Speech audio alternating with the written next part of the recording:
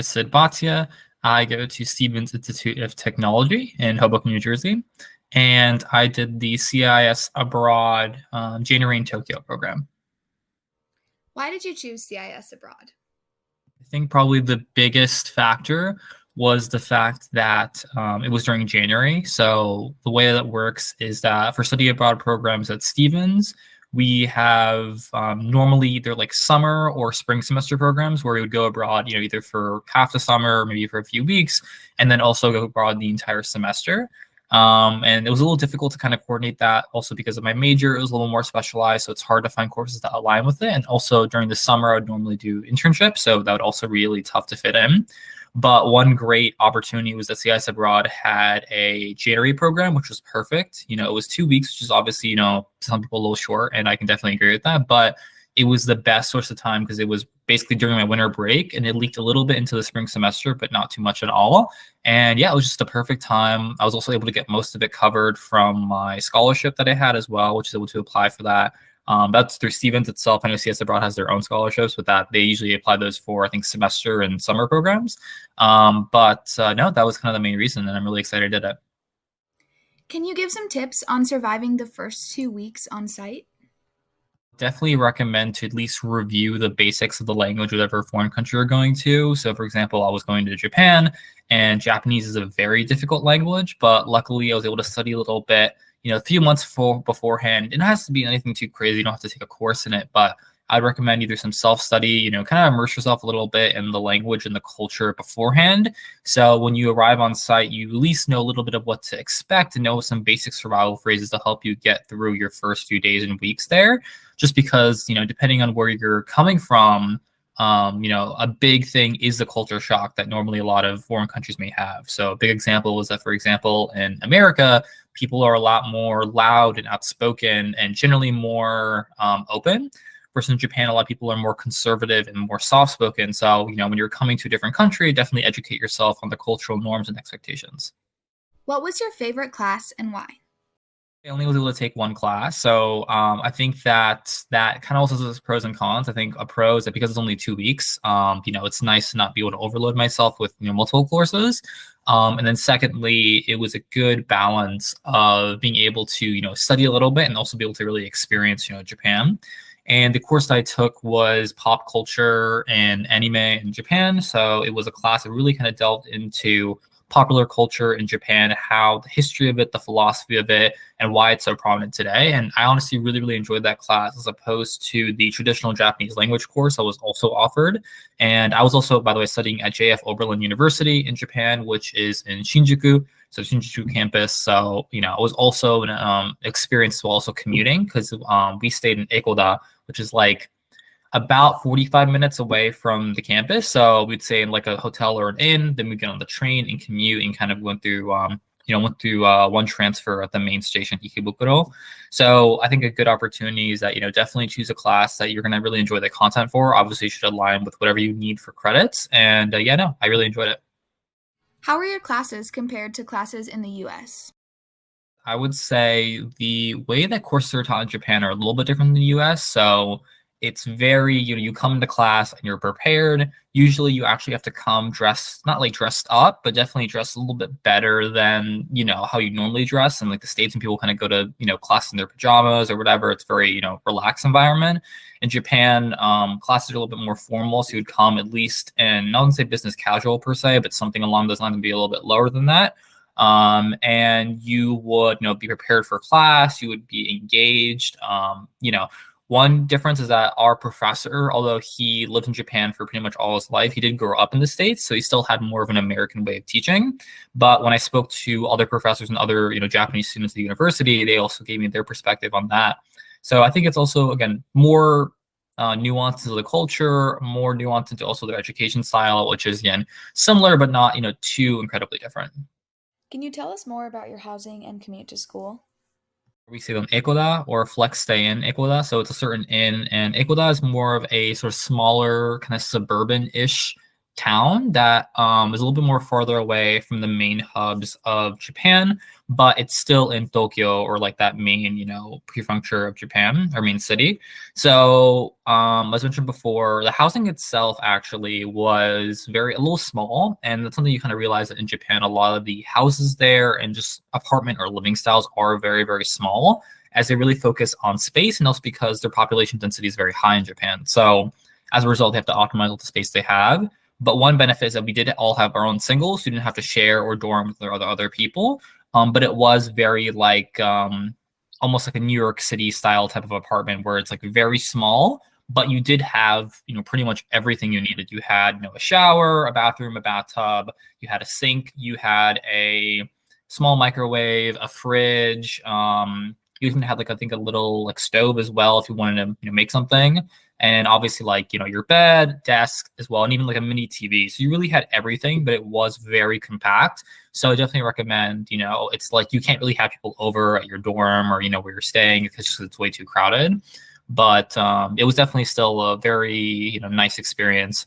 And I think one big benefit too is that the, location, or anywhere you kind of stay in Japan, it's always very close to nearby konbinis, or convenience stores, and those are amazing in Japan because they have literally everything and anything in terms of all different types of breakfast foods, lunch, even dinner as well, on top of all your general necessities that you need, such as toiletries, really anything you can really possibly think of, they pretty much have it, which is great. What was your favorite part of your program? One thing I did really like about the program is that it had sort of cultural excursions weaved into the program. So we weren't just completely studying or in lecture the whole day.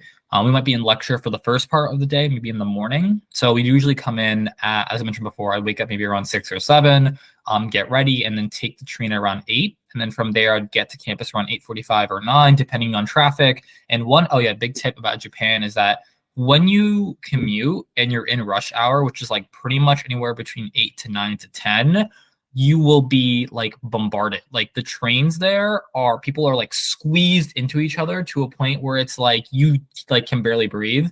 But everyone there is very respectful. So I think it's still a lot safer than like New York City or other areas. But that's definitely a little bit of a shock I had too, where, everyone was just jam-packed into this small cart. And you might see videos online of, kind of other kind of showing that in person, but that was kind of like a big wake up call. And also as well, like, don't talk on the trains at all. Like if you have music, play your headphones, put on low volume. Everything and everyone in Japan is very about not annoying or not making other people uncomfortable. So it's a very collectivist society. So understanding that's very important. Back to the favorite part of the program. So they had cultural excursions, meaning that in the first half of the day, you might go do normal lecture, and then we would, after lunch, we would all go out to some really interesting areas. So, for example, my biggest and most favorite part is we went to Asakusa and the Sensoji Temple, which is a very sacred temple in Japan that essentially a lot of people go to for New Year's, as well as just general, praying, where they kind of ward off all the evil spirits. And we actually were able to which is all covered by the school as well. So all the excursions are covered by the program. Authentic kimonos or Japanese attire, and we were able to wear them and just kind of go out and explore. And that was so much fun.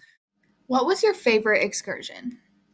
We had an authentic Japanese tea ceremony, and that was great because you went to a different university. I forgot what it was called, unfortunately, but I think it was like a Japanese woman university, specifically catered towards women.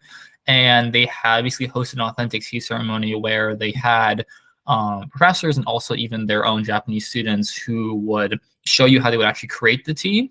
And then they would go through that process, and we'd actually make our own tea. And we would have to go through all of the cultural norms and steps on how to actually appreciate the tea. So it's like you would have to essentially sit on the ground, cross-legged, or, on your knees. You would have to make space for other people. You would have to, bow. A lot of bowing is a big thing in Japan too, in terms of their culture. And then you would also have to even like slurp the tea, which is a big thing because slurping is big in Japan, whether it's ramen or noodles or tea. So that was a really good experience to see more of the, traditional, and more the traditional norms and customs of Japan. And also, we also learned a really, powerful phrase called Ichigo Ichie, which basically means, once in a lifetime, or, once in a while, where essentially means that like basically you should learn to appreciate and enjoy every moment in your life because you kind of only have it once. And that was a very interesting and sort of profound excursion we had. How did your on-site director impact your time abroad? Well, IONSIT director was Steve. I absolutely love Steve. He is a fantastic guy. So if you do get paired with him, he's great. And I think he's sort of the main director there. And he was just, very open, very down to earth, and very helpful throughout the entire process. They kind of gave us an orientation when we first got there, which is sort of a breakdown of what to do, what's not to do in Japan, all the also the important logistics in terms of forms and insurance, and what do you do if you get stranded, or you need to call for help, and all the emergency phone numbers and lines, which is super important to stay safe in Japan, even though again it is very safe, but you never know what can happen, so always be more careful. And yeah, he also came to us some of the excursions, even though like he has his own other things he has to do in his own family as well. But one thing that's also fun too is that we actually got 3 vouchers. So 1000 yen or 1000 yen vouchers for 3 different places. One was a Sushiro, which is a conveyor belt sushi place, which I highly recommend going to because it's like super cheap sushi where you just order on like a tablet. It like flings to you, and it's so good, so yummy, so cheap. As well as other places like they have like a donut and bagel shop there, which is like we got that, and also for Konbini as well. So I think Family Mart was the one we got. Can you share tips on transitioning from being on site to coming back home? I think luckily for me, I had a little bit easier because it was only 2 weeks. But honestly, I had so much fun. It was the best trip of my life that, I, also felt a little bit bad coming back home. I think that also because I was able to kind of jam pack everything as well, like every single day was packed with so much stuff to do and so much exploration and traveling that although it was only 2 weeks, it felt more like 3 to 4, more like a month. You develop such profound relationships too with different friends, different people there, and just you develop a strong attachment to the country that you're living in. And I think it's really important that you number one, try your best to maintain the relationships you've already built. So stay in contact with your friends, other people you've met there, so you still feel connected to that place. But also, remember and understand, that it's sort of a taste, and that you remind yourself that you can definitely go back, later on in life, whether you after maybe you save some more money and you get to travel, or even for work, for example, some people end up like going back to Japan. One of my other peers is like really adamant about going to study and work in Japan for full time, like after he graduates and want to work there. So there's definitely opportunities, and if you've already been to the country, you start learning the language, take it much more seriously, you can definitely open up sort of a whole realm of possibilities.